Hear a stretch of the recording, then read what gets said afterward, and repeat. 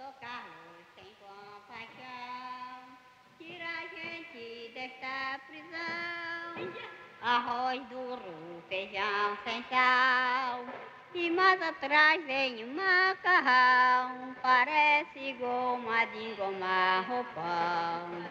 E mais atrás vem a sobremesa, banana podre pra botar na mesa.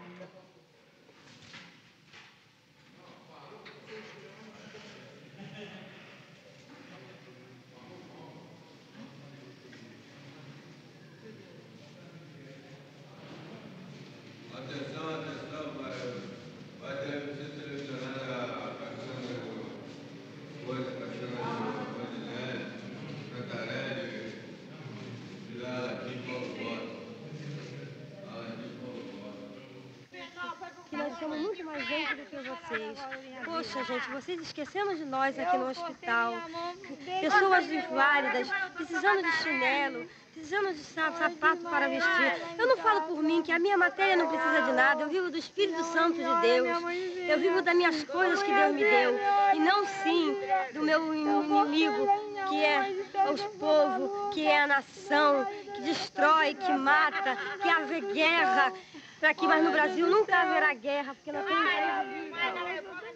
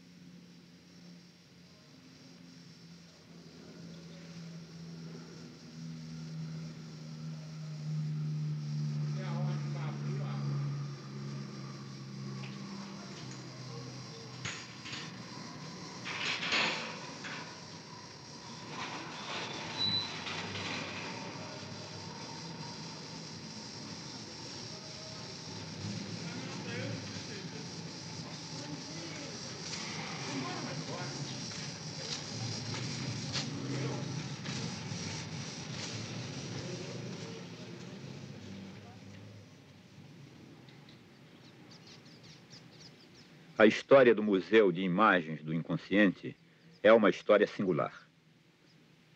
Este museu teve origem humilde.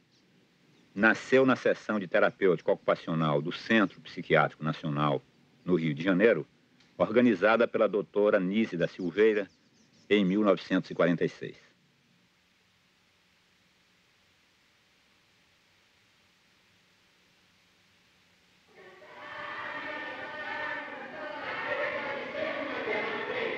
A psiquiatria vigente considera o tratamento por meio de atividades ocupacionais método subalterno, mero auxiliar dos tratamentos habituais, tais como medicamentos psicotrópicos, convulsoterapia, psicocirurgia.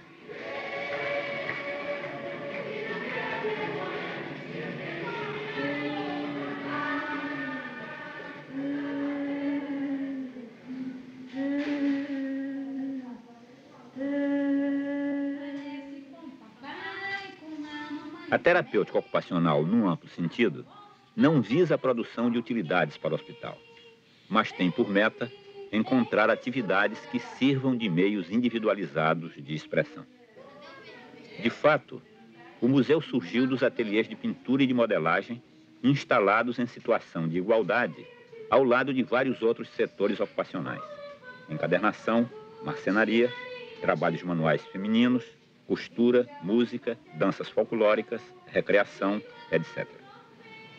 Aconteceu, porém, que a expressão livre através do desenho, pintura e modelagem, mais que em qualquer outra atividade, revelou-se de grande interesse científico por tornar menos difícil o acesso ao mundo interno do esquizofrênico, sempre hermético.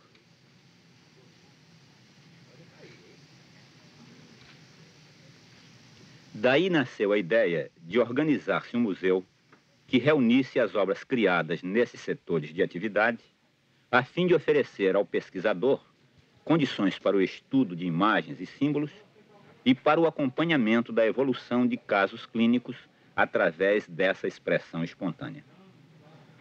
O museu não cessou de crescer. diretamente vinculado aos ateliês de pintura e modelagem, recebe cada dia novos documentos plásticos. Seu acervo, em julho de 1983, reunia cerca de 200 mil documentos, entre telas, pinturas sobre cartolina ou papel, desenhos e modelagens. No mês de janeiro de 1981, o museu foi transferido para a nova sede, um prédio de 2 andares, com instalações mais adequadas às suas múltiplas atividades. O Museu de Imagens do Inconsciente, nas palavras de Mário Pedrosa, é mais do que um museu, pois se prolonga de interior adentro até dar num ateliê onde artistas em potencial trabalham, fazem coisas, criam, vivem e convivem. Ali, com efeito, se foi reunindo ao acaso todo um grupo de enfermos esquizofrênicos tirados do pátio do hospício para a sessão de terapêutica ocupacional. Desta para o ateliê, do ateliê para o convívio, onde passou a gerar-se o afeto e o afeto a estimular a criatividade.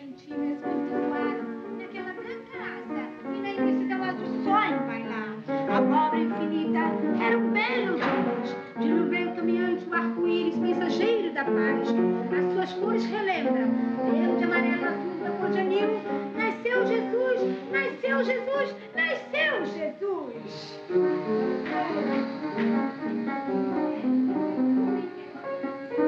Algo parece volar no milagre, algo uma chuva caída, fecunda terra. O recinto do ateliê foi muitas vezes escolhido como motivo para pinturas, o que indica quanto este lugar é significativo para os seus frequentadores. O método de trabalho do Museu de Imagens do Inconsciente consiste principalmente no estudo de séries de imagens.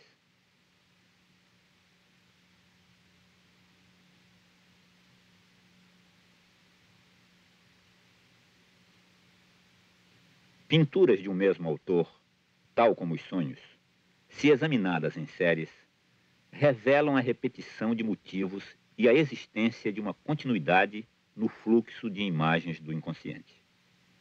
Verifica-se com frequência que essas séries contêm significações paralelas a temas míticos.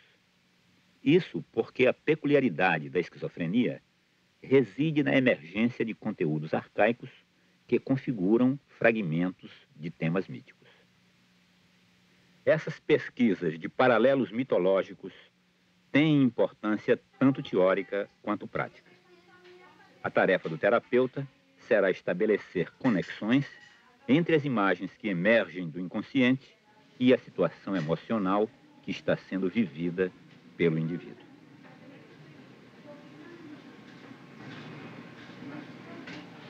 O trabalho no ateliê revela que a pintura não só proporciona esclarecimentos para a compreensão do processo psicótico, mas constitui igualmente verdadeiro agente terapêutico.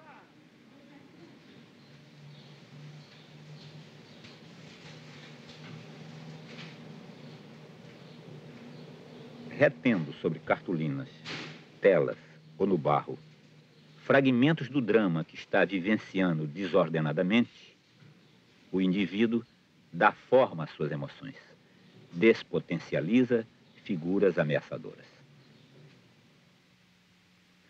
A pintura permite detectar, mesmo nos casos mais graves, movimentos instintivos das forças autocurativas da psique, buscando diferentes caminhos. A experiência demonstra que a pintura pode ser utilizada pelo doente como verdadeiro instrumento para a sua reestruturação interior. Imagens circulares ou próximas ao círculo dão forma a movimentos instintivos de defesa da psique, exprimindo tentativas, esboços, projetos de renovação.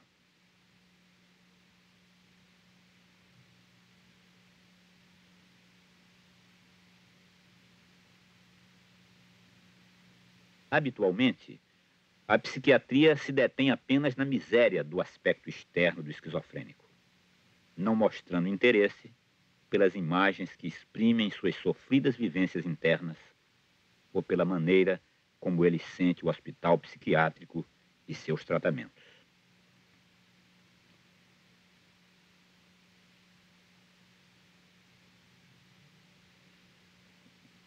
E ainda menos se interessa pelas riquezas de seu mundo interior.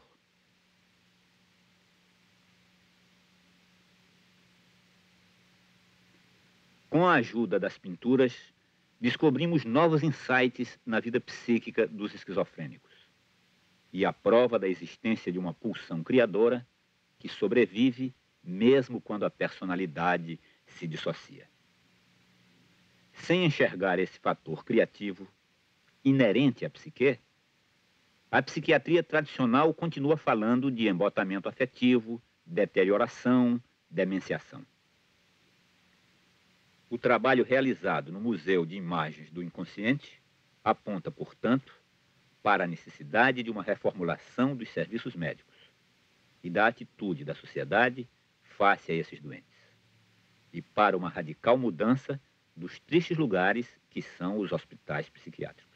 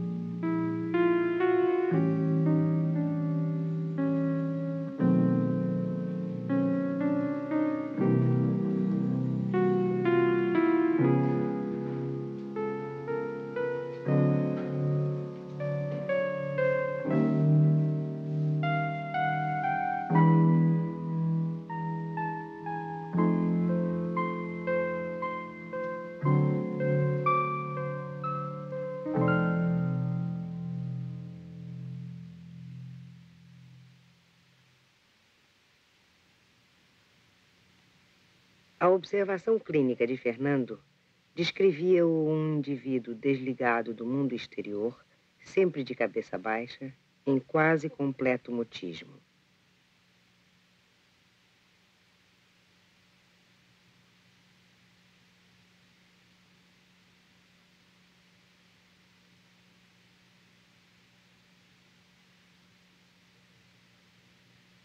Entretanto, desde os primeiros dias que frequenta o ateliê de pintura, aquele indivíduo tão esquivo maneja pincéis e tintas com avidez, sem interrupção, durante todo o tempo em que permanece no ateliê. Preenche os dois lados de largas folhas de papel, sem deixar espaço entre as imagens que se desdobram num fluxo contínuo, libertas de toda estruturação em conjuntos pragmáticos. Pensamentos, conhecimentos escolares fragmentados, recordações de experiências vividas apresentam-se simultânea e desordenadamente imbricados uns nos outros. Predominam a abstração, o geometrismo, a esquematização.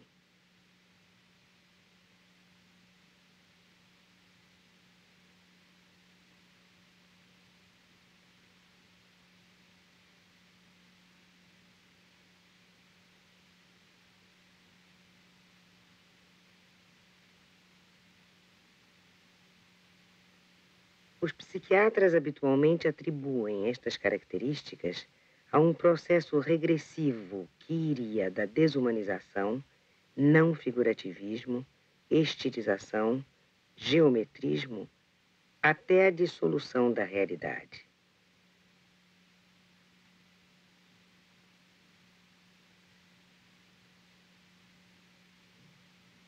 A expressão plástica nessa sequência estaria revelando esfriamento da afetividade, desligamento cada vez maior do mundo real. Mas eu não examinava as pinturas de Fernando sentada em meu gabinete. Eu via pintar, via sua face angustiada, via o ímpeto que movia suas mãos. Não me era possível aceitar que a pintura não figurativa significasse embotamento da afetividade, tendência à dissolução do real. Encontrei esclarecimento para as pinturas de Fernando desta fase no historiador de arte William Warringer, que em resumo diz o seguinte: se o cosmos infunde medo, se os fenômenos do mundo externo na sua confusa interligação provocam inquietação interior, é mobilizada a tendência à abstração.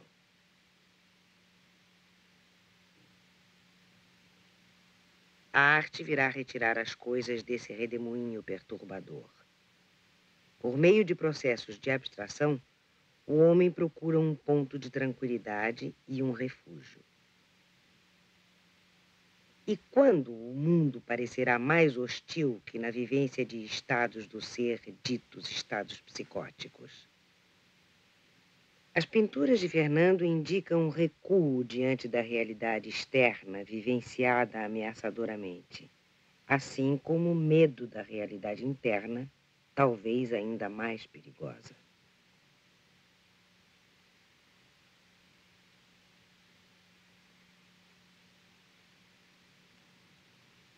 Mobilizam-se forças instintivas de defesa que se configuram em formas circulares ou próximas do círculo, abertas ou fechadas, reunindo elementos diversos em torno de um centro. São as mandalas, em suas múltiplas variedades, configurações das forças autocurativas instintivas que se opõem ao caos. Superpõe círculos, superpõe estrelas, cerca seu contorno de linhas justapostas cerradas umas contra as outras. Em revisão dessas pinturas anos mais tarde, diz que essas linhas justapostas significam ambição e acrescenta: eu sou ambicioso. Ninguém pensaria que aquele indivíduo de cabeça baixa, postura humilde, fosse ambicioso. A linguagem abstrata presta-se a dar forma a segredos pessoais, satisfazendo necessidades de expressão sem que outros os devassem. Gosta de pintar círculos, gosta também da forma oval e da linha sinuosa, que chama onda. Mas é na espiral que encontra felicidade. Gosta mais da espiral que do círculo e do quadrado. Encontra grande beleza na espiral. De fato, o movimento da espiral parece adequado para apreender o enorme turbilhão interno que sacode a psique de Fernando. A procura do ponto central nas tentativas instintivas de reconstrução da personalidade cindida faz-se de maneiras variadas. Algumas vezes, a busca do centro é um complicado percurso labiríntico ou um caminho em forma de espiral.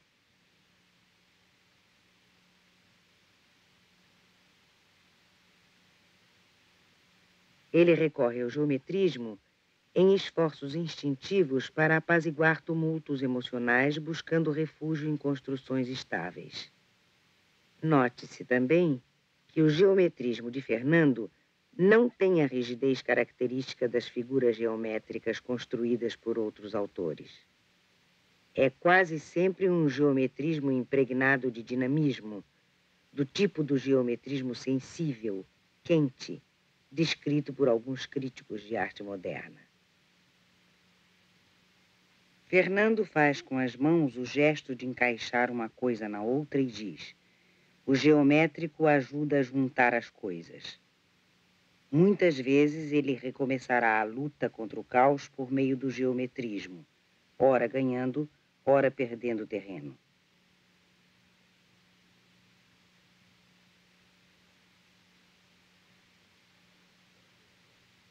Outro aspecto da pintura de Fernando nesse primeiro período é a estilização. O mundo externo, os seres vivos o inquietam. Compraz-se em esquematizar ao máximo os objetos, em desnaturalizar animais e homens. Esquematiza o avião, o jogador de basquete, o atleta, o acróbata e mesmo o anjo. Superpõe umas às outras essas imagens. Fernando diz: são muitas fantasias sem qualquer utilidade. Algumas de beleza, de fantasia. Depois de fazer uma, vem uma porção. Mas isso tudo tem nome certinho. Tudo isso é sabedoria que a gente não sabe. Às vezes é um significado. É só para fantasiar. Mas nem sempre é fantasia. Parece um soldado militar. Tem uma capinha parecendo um soldado. O braço virou um escudo. É qualquer soldado. Do acerto da matemática vai passando para a fantasia. Pintar vai tornar-se um recurso para arrancar coisas e seres ao tumulto das emoções e percepções que o atordoam. Procura enquadrá-los, separando uns dos outros. Isola-os para evitar que caiam outra vez no caos. Ele diz: está tudo junto dentro de um saco. Casa, frutas, bichos, tem que separar em fileirinhas.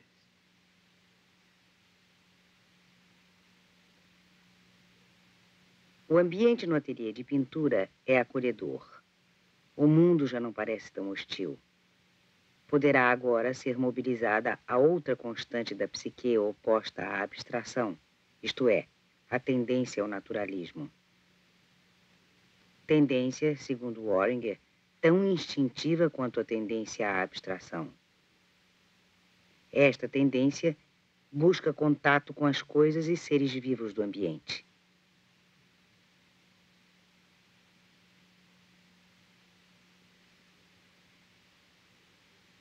Anteriormente, já Fernando mesclava aos abstratos e geométricos elementos vivos, mostrando que esse contato é desejado e temido ao mesmo tempo e que não se fará sem dificuldades.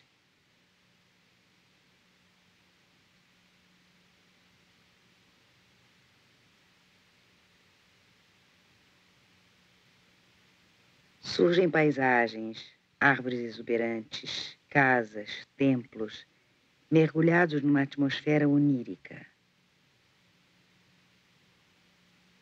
Nós vivemos entre dois mundos, entre dois sistemas de percepção diferentes.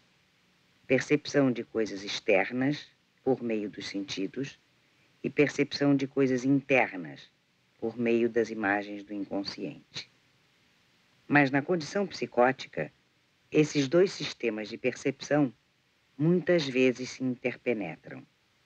Daí, mesclas de sonho e de realidade em numerosas pinturas de Fernando.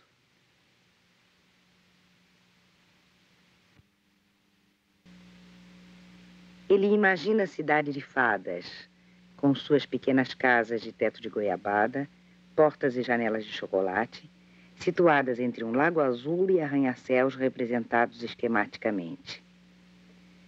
Era bela a cidade das fadas, mas Fernando escapou ao seu fascínio.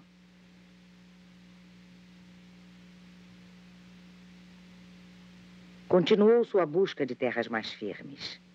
Vamos encontrá-lo construindo cidades para a habitação do homem. Ergue-as em torno de um centro, bem iluminadas e de complexidade crescente. São cidades mandálicas, expressão das forças ordenadoras em atividade na psique.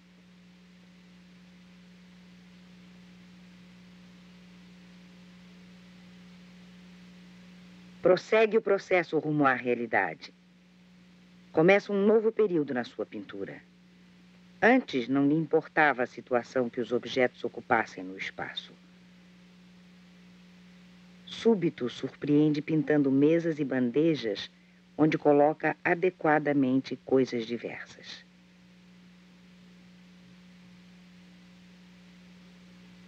Mas, para que conseguisse reestruturar o espaço, seria necessário que um tema carregado de afeto polarizasse sua atividade psíquica dissociada. Este tema foi a casa. Ele, que habitava com sua mãe pequenos quartos em casarões de cômodos, aspirava intensamente morar numa verdadeira casa, lugar íntimo e seguro. Pinta diferentes objetos pertencentes à casa. De início, esses objetos, sofá, cadeiras, instrumentos de música, apresentam-se misturados, justapostos uns aos outros, sem manterem qualquer ordem pragmática de relação espacial entre si.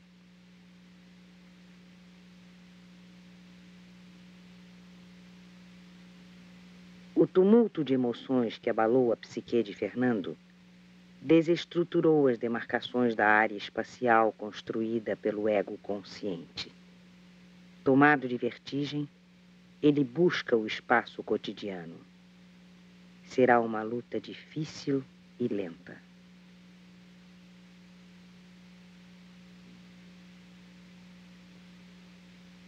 Surge um dado importante. Fernando começa a assinar suas pinturas. O ego se fortalece e tenta dominar a confusão.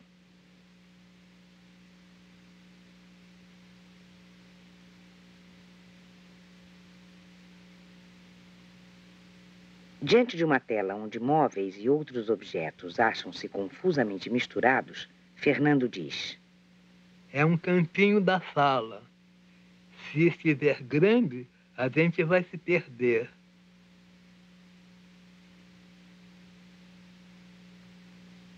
Redescobre um dado importante para a estruturação do espaço cotidiano: a linha de base. Linha onde as coisas que nela repousam mantêm relações significativas entre si. A linha de base será para Fernando o soalho. Ele se alegra quando pinta os primeiros soalhos de longas tábuas. Reforça-os com espessos rodapés. Toma diferentes objetos do interior da casa e pinta-os, cada um de per si, instalados sobre o soalho firme, representando um valor especial.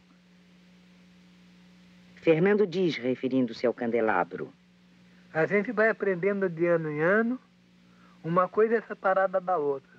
A gente tem que saber cada parte. É para saber o valor de cada peça, sabendo o valor de cada pedacinho. Fernando continua: A gente faz um de cada vez. Chega um dia que a gente diz: agora eu vou fazer tudo de uma vez só. Depois de se fazer os 9 separados, se faz os 9 juntos. A poltrona é a melhor coisa que tem. É uma riqueza ter uma casa com uma poltrona.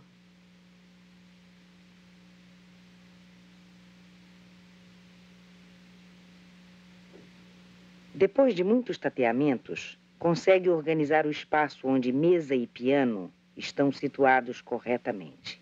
Uma lâmpada, instrumentos de música e um livro aberto acham-se colocados sobre 2 mesas. Cada coisa está no lugar esperado no interior de uma casa burguesa. Fernando diz que esta pintura é seu trabalho mais importante. Eu primeiro fiz um pedaço de cada canto e depois pintei tudo num quadro só. É como aprender as letras A, E, I, O, U. A gente aprende uma por uma para depois juntar e fazer uma palavra. As letras são mais fáceis de juntar do que as imagens. As figuras são mais difíceis para ligar.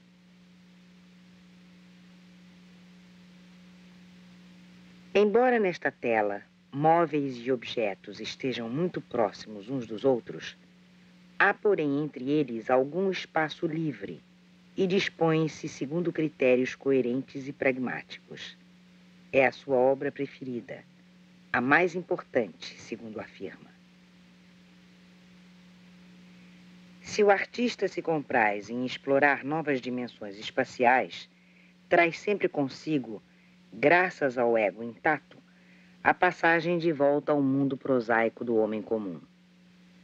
O mesmo não acontece quando intensa atividade do inconsciente desloca as coordenadas de orientação no espaço e no tempo, criando a possibilidade de múltiplas visões do mundo. Em casos tais, o indivíduo tomado de vertigem, o que mais deseja é recuperar os parâmetros de orientação no espaço da vida cotidiana.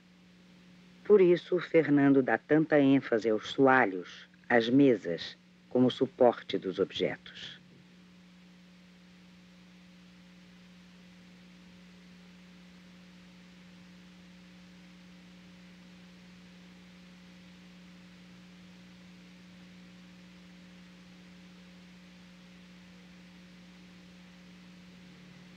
Fernando queria sua casa embelezada por jarros de flores e pratos com frutas. Estes motivos deram origem a longas séries de pinturas sempre trabalhadas alegremente.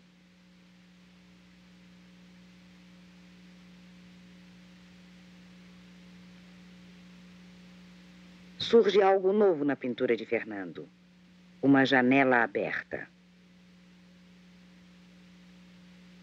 Anteriormente, o mundo externo aparecia apenas em quadros de paisagens suspensos às paredes da sala.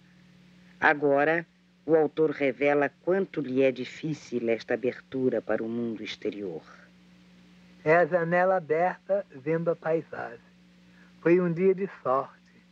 Eu tive o jeitinho de fazer uma coisa assim.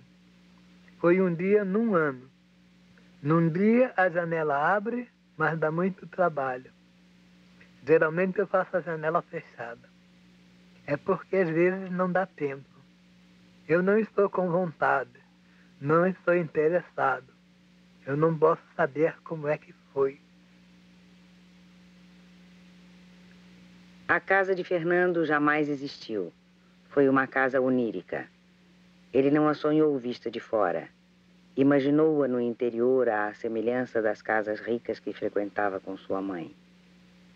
Paradoxalmente, Fernando reencontra o espaço da vida diária numa casa sonhada, donde se conclui que o espaço imaginário e o espaço da realidade estão estreitamente interligados. A reconstrução do espaço cotidiano acompanha a reconstrução do ego. Longos anos se passaram com melhoras e pioras pelo caminho, até que a figura humana pudesse vir tomar posição na sala da casa de Fernando. É o pianista. Ele diz: A figura só apareceu muito tempo depois. Eu já estava bem treinado e coloquei a figura, pois o piano precisava de alguém. E Mário Pedrosa sintetiza o drama da existência de Fernando. O menino pobre e rejeitado de outrora senta-se ao piano em plena sala decorada a seu gosto e dedilha os acordes triunfais da arte sobre um velho sonho desfeito e uma realidade ingrata. Pobre e grande Fernando.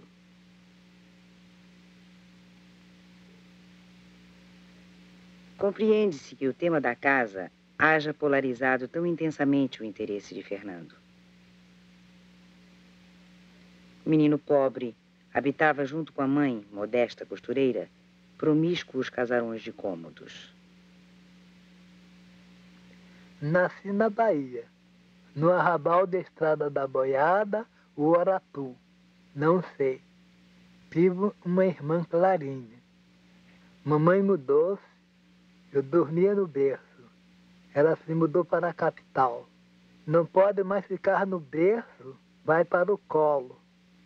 Mudou para um barracão no morro. Era uma só rua. Fiquei 1 ano sozinho enquanto a mãe trabalha. Depois veio para o Rio. Já tem dinheiro na casa da madrinha.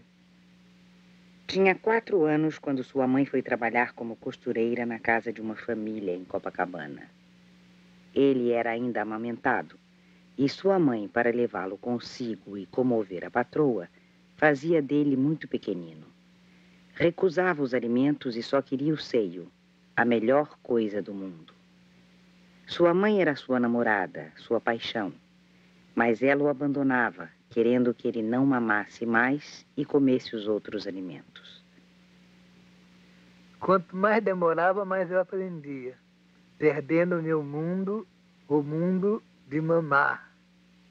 A gota de leite que está sendo destruída. Nesta casa rica em Copacabana, tudo era maravilhoso. As pessoas tinham grande capacidade de afeto. Quando se encontravam e se cumprimentavam, beijavam-se e abraçavam-se com paixão. Os abraços eram apertados e prolongados. A patroa tinha 2 filhas. A mais velha estava sempre zangada. E a mais moça era bonita, boa, delicada. Era uma santa, branca, linda. Fernando amou-a com paixão. Foi ela quem lhe ensinou a pronunciar muitas palavras. Mostrava-lhe o tico-tico, brincava com ele. Essa menina se chamava Violeta. Ela inventava brincadeiras de casamento. Tinha muitos brinquedos. Vera foi para o colégio Sion. Aí não queria brincar mais. Gostava de tocar piano, andar de bicicleta, ir à praia. O pai era advogado. Ela não queria mais brincar. Só alguns passeios. Só ensinando as coisas, as flores. Não podia casar com ela sem estudar. Então o seu desejo foi estudar. Ser engenheiro para casar com a menina branca. Viu-a pela última vez quando tinha 10 ou 11 anos. Mas pensava sempre nela. Não, a apresentação de santo juntinho, o santo rico com o santo pobre, é igualzinho, então deve ser um santo completo. Aí não vai dizer, né, se é o rico que vale mais ou se é o pobre, muito pobre. Na religião, né, é o que vale, muito pobre, né? A religião é de ser muito pobre, todas as religiões. Mas também, agora não tem pobre nenhum.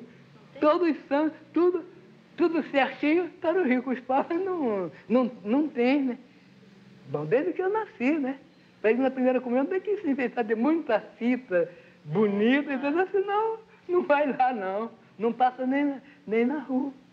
É tudo rico. Para fazer batizar, tem que ser todo enfeitado de rendas, coisas assim. Quando eu tinha 5 anos, lembro-me muito bem. Minha mãe dormiu com um branco. É um fato muito importante. Infelizmente, no fim de 3 dias, o homem desapareceu, levando o relógio de minha mãe e nunca mais voltou. Uma criança branca nasceu. Isso tem grande valor. Ter um irmão branco nos torna orgulhosos. As outras crianças na rua não nos humilham mais. Isso nos dá mais liberdade nos estudos. Este menino era uma joia. Fernando gostava muito do menino e sentia-se orgulhoso de ter um irmão branco, embora se sentisse abandonado pela mãe, que se ocupava muito do pequenino. Chamava-se Antônio Carlos e foi colocado na Casa dos Expostos, onde morreu não se sabe precisamente quando. Os bolos o ano inteiro e mais nada. Quer nem saber de nada, né? É assim mesmo. Às vezes os colégios ricos não estão brincando, conhece? Colégio rico? É, E os pobres que são num silêncio sempre. Não, mas não é todos, não. Tem colégio de 1000 alunos, 1000 alunos, quer dizer, não é o silêncio também, né? Por que o pobre é no silêncio? Não, né? É todos, mesmo. O modo antigo era tudo naquela fileira certinha, né? E não tinha a disciplina, como chamavam, né? Certinho, né? Muitos estudos bonitos, né? Professores com muitos estudos bonitos, mas todos... até que todos os colégios usavam fardinha, né? Aos 9 anos, Fernando foi para um asilo de freiras em Petrópolis. Gente fria, feia e pobre. Muitas orações. Mas a religião não era mais uma paixão. Só gostava dos retiros. Eram 3 dias de recolhimento e piedade que davam uma sensação extraordinária de virtude. O retiro das freiras durava 15 dias. Voltavam iluminadas e ele desejaria um retiro também de 15 dias. No asilo, aprendi a ler, contar e fazer colchas de retalhos. As freiras eram severas e até batiam nas crianças. Não gostava do leite amargo do asilo. Ficou lá durante 2 anos. Eu não tinha nenhum brinquedo quando criança. Então sonhava todo dia com brinquedos interplanetários. Só tinha brincadeiras que umas crianças fazem com as outras. A gente pode fazer o que fizer para a plateia nas festas do asilo, mas não ganha nenhum brinquedo. O poder de sonhar com o que quiser, menos com o que é da terra.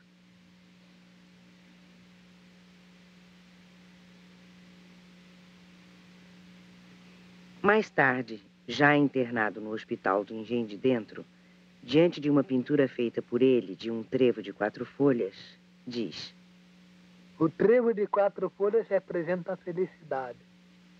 Não existe. A felicidade seria ser padre. Ser padre é uma coisa extraordinária, maravilhosa. Ser amado pelo povo e estar garantido de ir para o céu.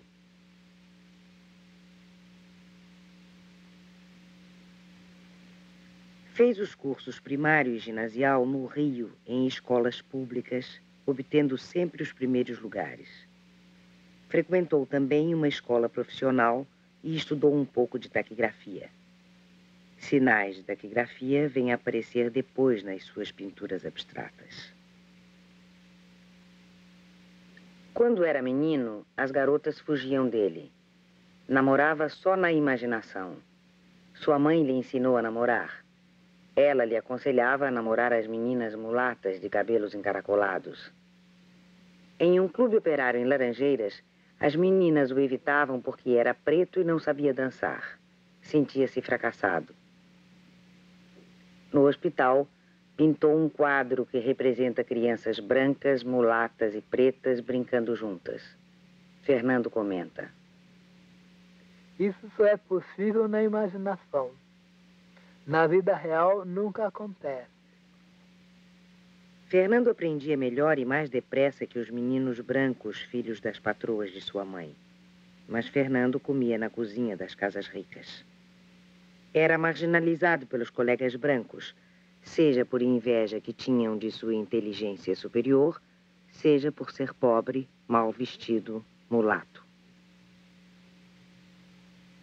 Augusta, mãe de Fernando, depositava no filho grandes esperanças. Emitia para ele mensagens contraditórias. Você vai estudar muito, você é inteligente, vai ser engenheiro, seremos ricos, teremos tudo do bom e do melhor. Fernando, você se comporte bem na casa dos brancos. Ser branco e rico é uma grande vantagem. É preciso respeitar os brancos, senão eu perco o emprego. Fernando baixava a cabeça diante dos meninos menos inteligentes, mas que eram brancos. Fez o primeiro ano do curso científico com notas excelentes. Quando cursava o segundo ano, soube que Violeta havia casado. Ela era de outro, estava tudo perdido. Seu comportamento tornou-se estranho. Repetia frequentemente. Telefonam para a escola dizendo que eu sou preto e preto não pode ocupar o primeiro lugar nem ser engenheiro. Suas notas foram diminuindo e no fim do ano perdeu os exames finais. Abandonou os estudos, desinteressou-se de tudo.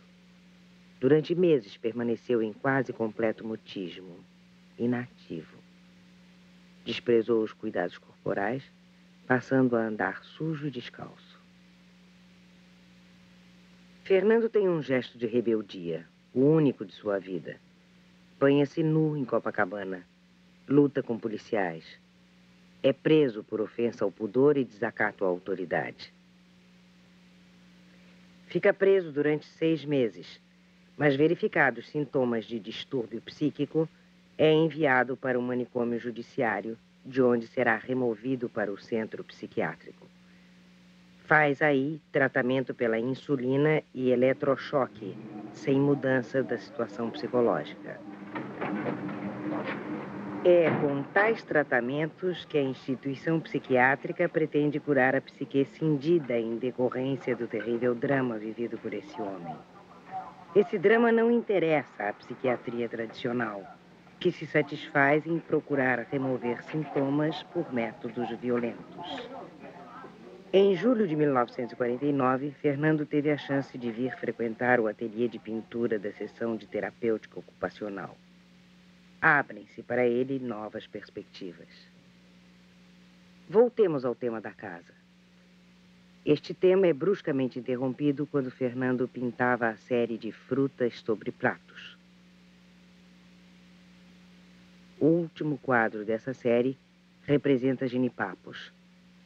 Fernando diz: Nesse dia foi como se um ácido se estendesse da mesa para as frutas e delas para todas as coisas. Perdeu a inspiração. Não acertou mais a fazer mesas e soalhos. Passou meses lamentando ter pintado genipapos. Depois conformou-se. Perguntamos: mas o que aconteceu? Fernando respondeu: Depois desse dia, durante muito tempo, Dona Elza não foi mais me buscar para a pintura. Muito tempo para o Fernando correspondia aos 30 dias das férias de Dona Elza, na ocasião monitora do ateliê de pintura. Os genipapos são magicamente ligados à ausência da monitora. Mesmo quando Dona Elza voltou, já o relacionamento entre Fernando e a monitora não tornou a ser como antes. A frágil reestruturação da psique perturba-se, o espaço outra vez se subverte. Fernando regrediu. Outro motivo adverso vem acrescentar-se. A morte da mãe de Fernando, que vinha sempre ao hospital visitá-lo e levá-lo para passeios. Agora mergulha no caos. Dificilmente ele escaparia aos subrótulos de estado de deterioração ou de demenciação que viriam complementar o diagnóstico de esquizofrenia, tanto mais que essa regressão ocorreu quando Fernando já tinha mais de 15 anos de internamento. Sem dúvida, tratava-se de um crônico na terminologia tradicional.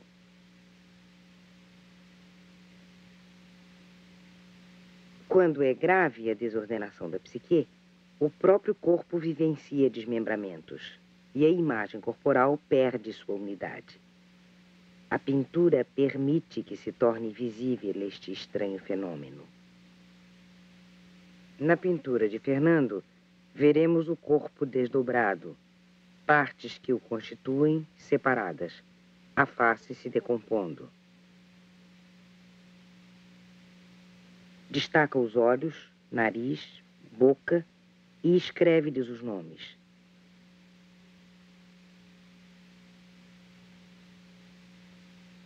A letra e a figura, diz ele, e acrescenta: vou experimentando fazer o serviço, montar e desmontar.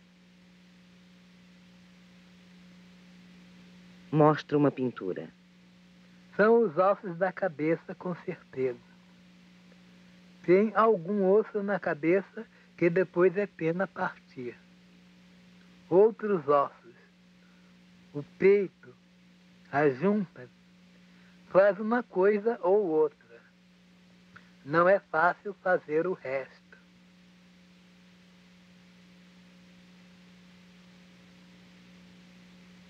Compara o corpo a uma máquina. As peças de uma máquina são iguais às peças do corpo. De onde vem a energia do corpo está no mesmo lugar das molas do relógio. O pêndulo está no mesmo lugar das circunvoluções do cérebro. Onde tem o pêndulo do relógio, tem a energia do corpo. A cabeça é o pêndulo. O intestino é a mola do relógio. Onde tem a mola do relógio, tem a energia do corpo.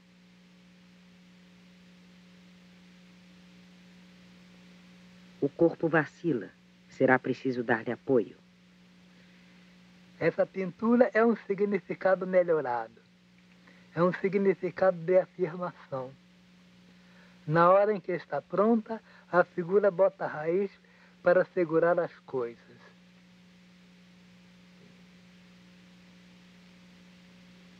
Fernando recorre a uma posição de recolhimento sobre si mesmo, evitando toda dispersão para o exterior. Ele comenta mais tarde essa pintura. Foi uma posição que eu estava naquele dia. Essa é uma posição bonita, ótima. Às vezes a gente descobre uma posição. É uma riqueza que nós encontramos durante uns dias. É um presente. É como uma mudinha e serve para todo mundo. Fica um pouco, mas fica uma marquinha pelo menos.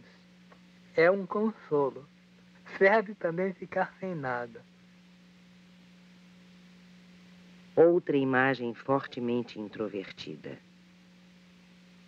É um pensador. Não sei se tem outras coisas. Às vezes é uma outra coisa.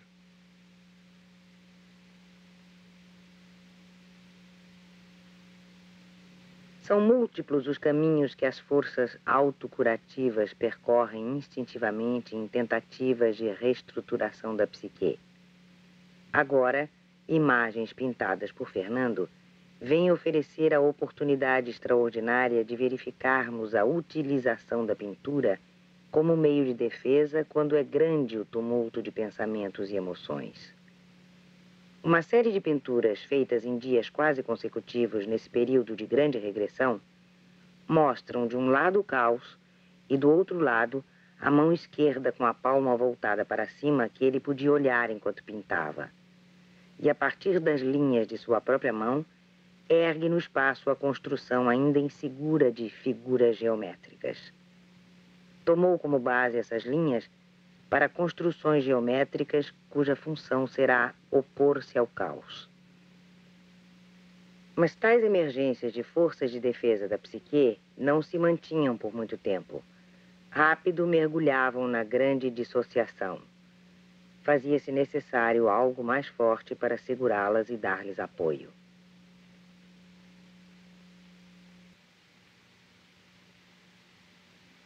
Lembrando o papel que a monitora do ateliê de pintura, Dona Elza, já desempenhara junto a Fernando, e por que essa monitora não trabalhava mais conosco, foi tentada então a experiência de colocar uma outra monitora com a função exclusiva de permanecer ao lado de Fernando no ateliê.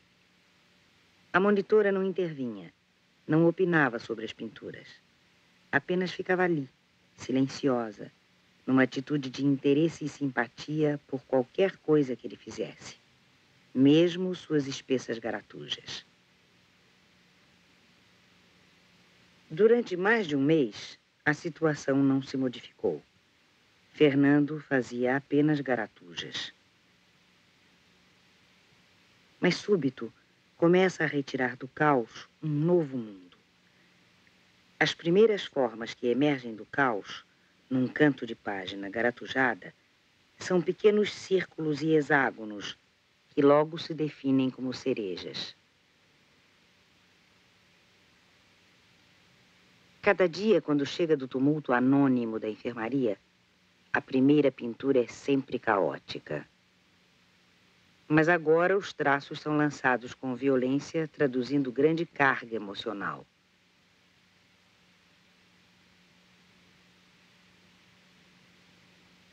São linhas que revelam um impulso de forças psíquicas em movimento desordenado, mas buscando sempre configurar formas.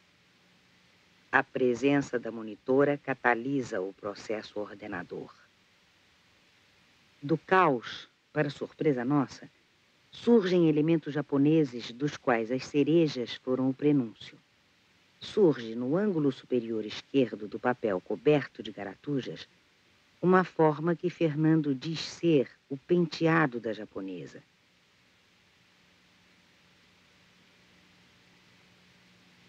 Seguem-se múltiplos elementos japoneses: sombrinha, leque, bambus, lanternas coloridas, a bandeira do Japão.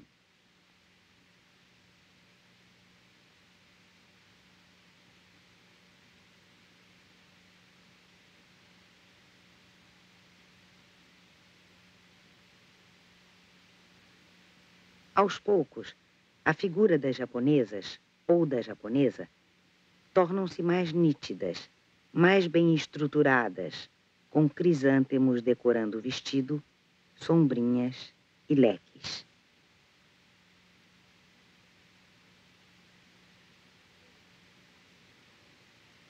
Toda a série da japonesa caracteriza-se pela delicadeza do desenho e leveza das cores, em contraste com a maneira habitual de Fernando pintar, pinceladas espessas e cores fortes.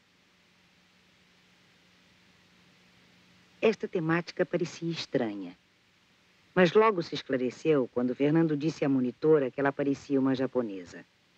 E, de fato, olhos levemente rasgados, Dona Aparecida tem distantes semelhanças com o tipo japonês logo apreendidas por Fernando.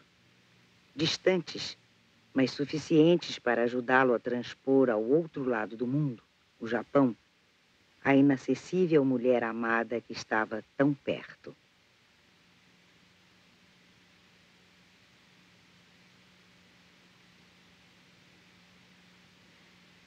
O espaço torna-se mais claro. Surge uma pintura onde as japonesas estão à esquerda e à direita acham-se as figuras masculinas dos bacharéis com chapéu de formatura e vestes coloridas que lhes permitem fazer par com as japonesas.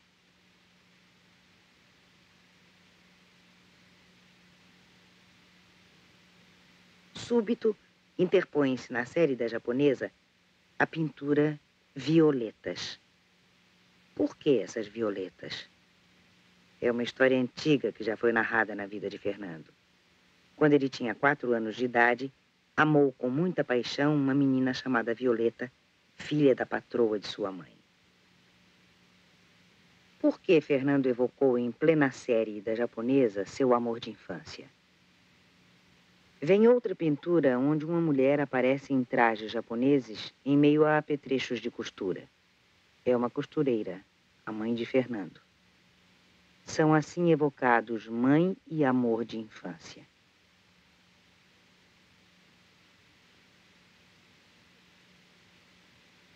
As pinturas subsequentes mostram que a série da japonesa perturbou-se.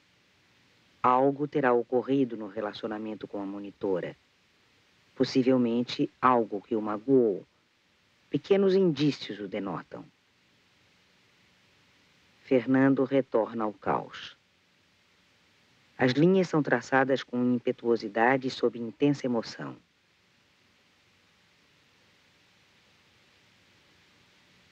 Reaparecem japonesas, mas suas figuras multiplicam-se, esbatem-se, tendem à abstração.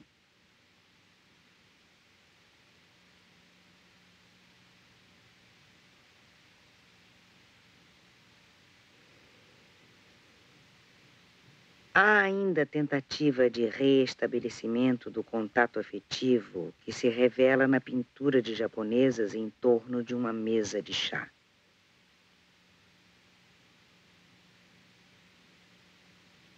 Nesse mesmo dia, pinta uma orquestra feminina japonesa.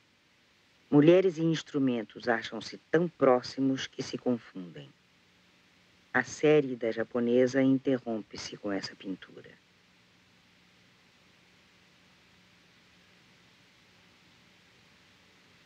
Então emerge da profundeza do inconsciente a figura do dragão serpente, imagem arquetípica simbolizando o lado negativo do princípio feminino. Embora instável, o relacionamento afetivo de Fernando com a monitora levou-o a entrar em muito melhor contato com o ambiente. Sua presença constante ajudou-o a sair do caos, catalisou a coordenação de funções psíquicas e a construção de sínteses, despertou-lhe interesse pelo mundo externo. Durante a série da japonesa, paralelamente a numerosíssimas criações imaginárias, Fernando pintou paisagens bem próximas da realidade. Essas paisagens foram pintadas ao ar livre, num pequeno morro pertencente ao terreno que cerca o hospital, lugar aprazível. Fernando fez telas onde são reconhecíveis árvores, a oficina de modelagem, a caixa d'água. E não só transpõe para esses quadros objetos do mundo real através da sua rica sensorialidade, mas coisa rara, incorpora também em uma dessas pinturas figuras humanas de seus companheiros.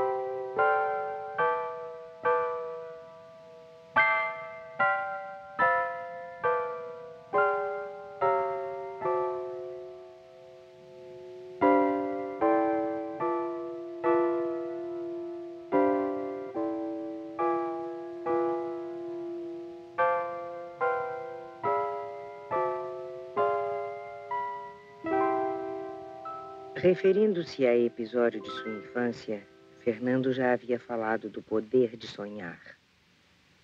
O poder de sonhar com o que quiser, menos com o que é da terra. Ei-lo então partindo rumo ao cosmos, por onde já andara na primeira fase de sua pintura. Conta um sonho à estagiária Mabel.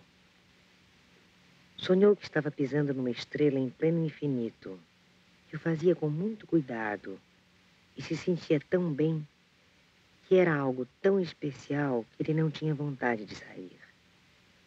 Assim, quando olhou para fora, para as coisas comuns da vida, não conseguiu. Pouco depois, a propósito de pinturas de estrelas, Fernando diz à professora Ana Teresa: Antes havia a pedra lapidada. No meio dela está a estrela. Mas quem lapida a pedra tira todas as estrelas. A estrela grande é difícil de fazer, mas ela existe. Só se pode fazer estrelas pequenas, mas elas não formam a estrela grande. A estrela grande pode ser dividida em pedaços, mas os pedaços não existem antes da estrela. A estrela existe antes de tudo. Em cima da estrela se desenham círculos e em cima dos círculos borboletas ou margaridas.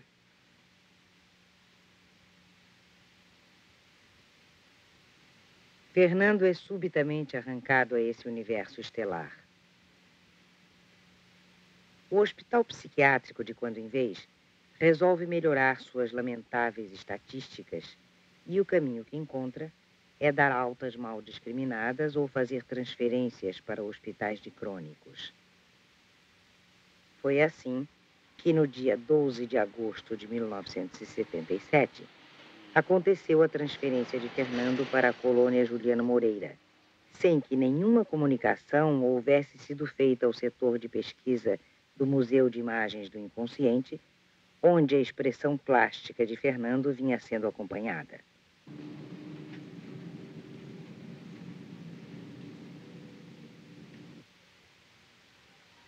Do ponto de vista da psiquiatria tradicional, apesar de sua obra extraordinária ser reconhecida no campo das artes plásticas no Brasil e no estrangeiro, Fernando continuava considerado um crônico em estado de grave deterioração, com a afetividade embotada, sem nenhuma perspectiva de trazer para a coletividade dons de qualquer espécie.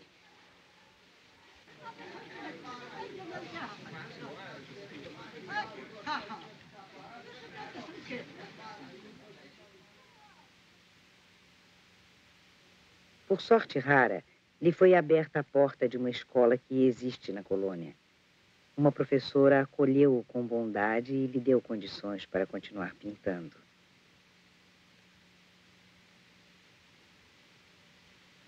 Também os amigos do museu o visitavam frequentemente, para que ele não se sentisse abandonado.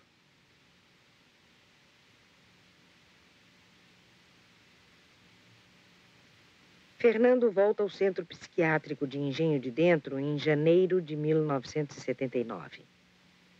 Volta num estado de anemia grave, mas sua chama criativa não havia sido perdida. A chegada de Fernando foi festiva e ele demonstrou grande alegria por se achar de novo no seu ateliê. A alegria manifestava-se em todos os seus movimentos. Pintava, tocava órgão, piano, dava passeios pelos terrenos em torno do hospital. Depois de uma curta fase de pinturas caóticas, sua produção plástica transbordou de imagens vibrantes.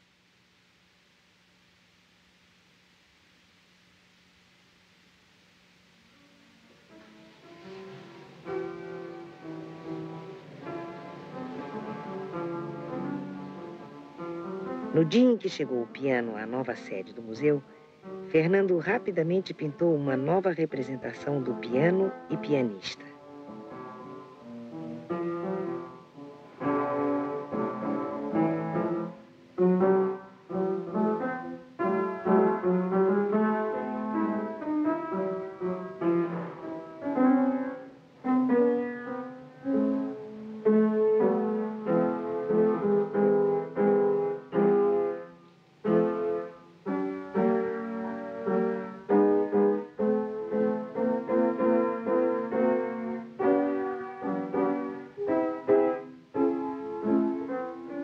Depois desse período de efervescência e com maior proximidade do real, Fernando volta às suas preocupações cósmicas. Em 13 de julho de 1979, numa cartolina muito grande, tenta pintar uma estrela, mas nunca o papel lhe parece suficiente. Para pintar estrelas, muitas vezes Fernando junta várias cartolinas. Diz: é uma estrela muito grande. Levaram anos para fazer um Buda do tamanho de uma montanha, só com muitos anos. Mais tarde, num trabalho de modelagem, constrói uma estrela formada de múltiplas estrelas encaixadas umas nas outras. A estrela cresce enormemente e então começa sua decomposição em partes, até o completo desmoronamento. É o mesmo fenômeno tantas vezes dramaticamente repetido na obra de Fernando.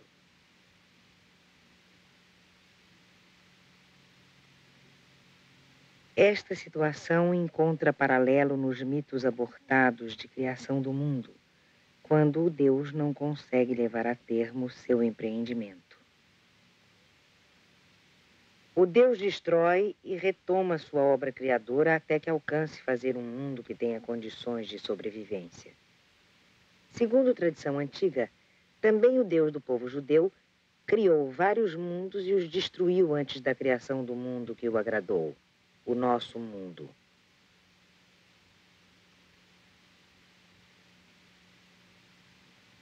Marie-Louise von Franz apreendeu que os mitos de criação refletem como um espelho processos inconscientes e pré-conscientes que revelam esforços para a estruturação da consciência ou o alcance de novos níveis de tomada de consciência do mundo.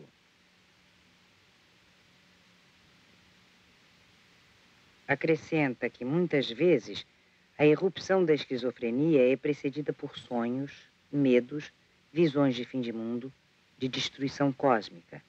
E, ao contrário, na saída do episódio esquizofrênico, aparecem na produção psíquica temática e símbolos dos mitos de criação, na medida em que a consciência se reconstrói e a função do real volta a afirmar-se.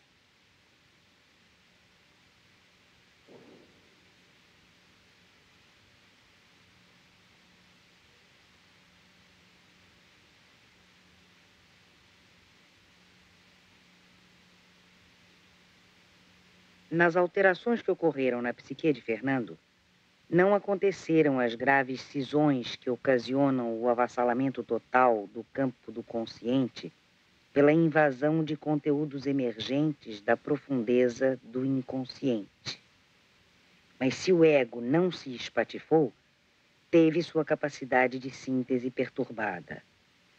É demasiado fraco para assumir o papel que cabe à mais alta instância psíquica de reunir seus conteúdos em unidades significativas e hierarquicamente estruturadas.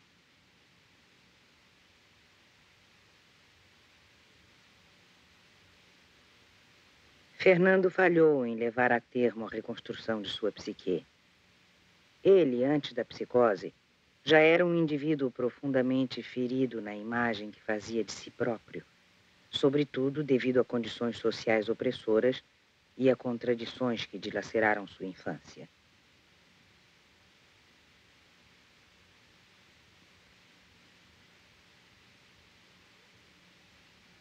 Todo o curso de sua vida foi demasiado trágico, e os métodos de tratamento usados no hospital psiquiátrico, paradoxalmente, massacram cada vez mais essa autoimagem e são implacavelmente hostis aos movimentos de defesa das forças autocurativas que tentam a reconstrução da psique dissociada.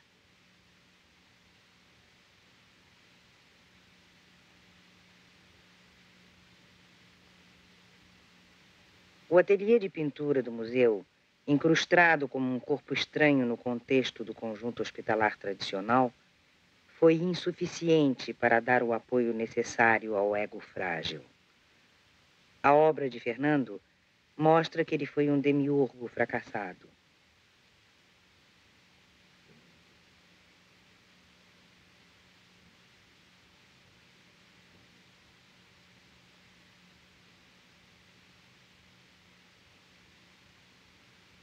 Suas múltiplas criações do mundo iam às vezes bastante perto da completação, mas a partir de um certo ponto, desfaziam-se e voltavam ao caos primordial.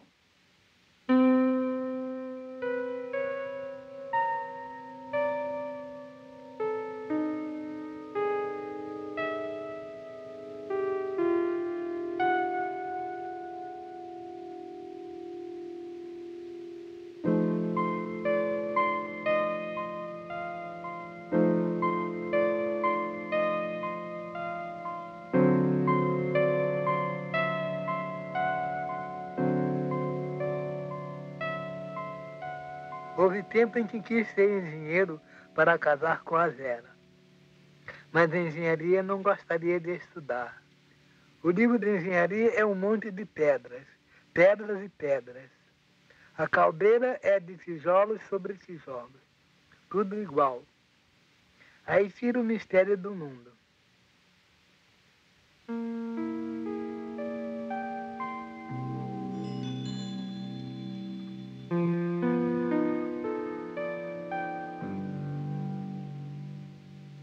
Não sei por que milagre passei a gostar da escultura e da pintura.